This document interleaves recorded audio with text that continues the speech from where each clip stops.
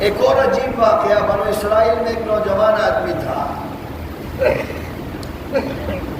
وہ بڑا بدکار تھا، لوگ اس سے بڑا پریشان رہتے تھے، لوگوں نے اسے آبادی سے باہر نکال دیا، ایک جنگل میں چھوڑ دیا۔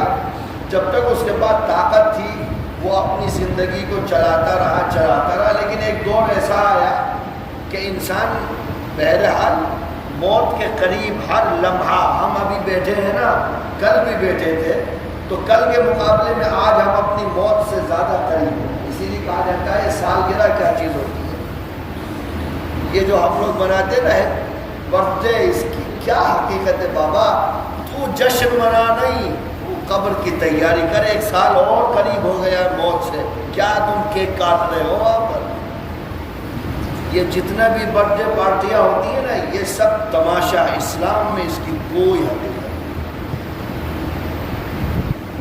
اور یہی تو بربادیوں کا سب سے بڑا ذریعہ ہے، جس کا جو اللہ کے رسول نے نہیں کیا، جو صحابہ نے نہیں کیا، تابعین نے نہیں کیا، تبع تابعین نے نہیں کیا، جو خواجہ اجمیری نے نہیں کیا، جو علماء نے نہیں کیا، وہ آج 1400 سال کے بعد امت کر رہی ہے۔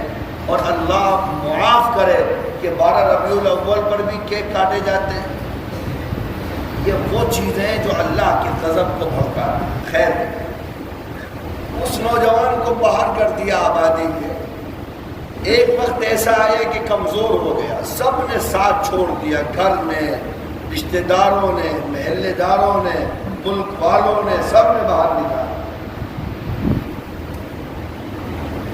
اب جب وہ پریشان ہو گیا اور جسم نے جواب دے دیا، تو اس نے اس وقت اللہ کو پکارا کہ اے اللہ، اس پریشانی میں تو تیرے علاوہ کوئی مدد کرنے والا نہیں۔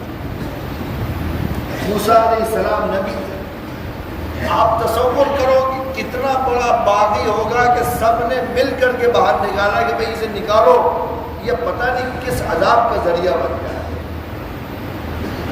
اور اس نے اللہ کو مانگا، کہا یا رب، سب نے ساتھ چھوڑ دیا، نہ دائیں کوئی ہے، نہ بائیں کوئی ہے، نہ آگے کوئی ہے، نہ پیچھے کوئی ہے، ہر چیز دنیا کی پیچھے چلی گئی، اب تو تو ہی ایک ایسی ذات ہے جو اس وقت مدد کر سکتی ہے اور مشکل سے نجات دے سکتی ہے۔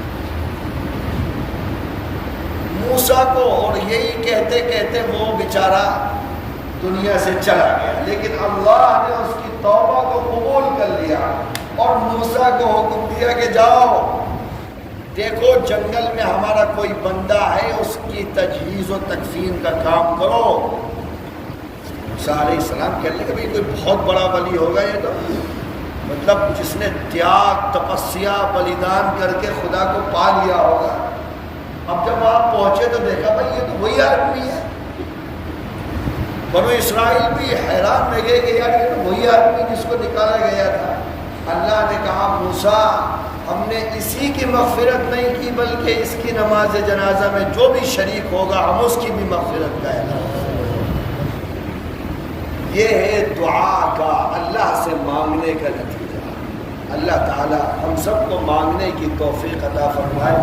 اب دعا کتنی قسم کی ہوتی ہے اور اس کے فضائل کیا ہیں وہ انشاءاللہ میں کل بیان کروں گا، اللہ نے اگر چاہا تو۔